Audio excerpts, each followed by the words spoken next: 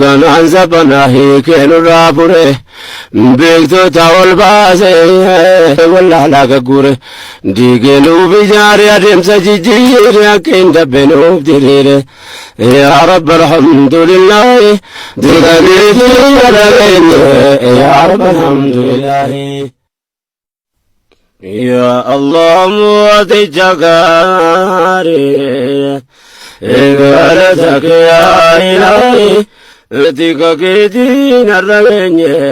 yaa rabbi alhamdulillahi yaa allah mooticha gaarii galata kee yaa ilaahi tika keetiin arragenye yaa rabbi alhamdulillahi tika keetiin arragenye yaa rabbi alhamdulillahi tika keetiin arragenye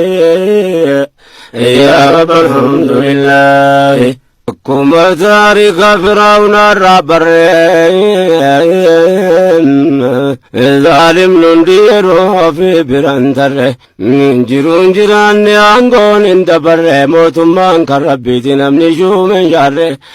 allayyaa kaleessaan utaasise dirree waan nu taayyaanne taasifnaa nagarre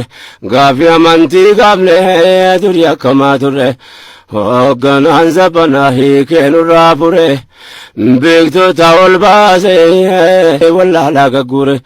diigenuuf ijaare adeemsa jijjiire akka hin dabbenuuf diriire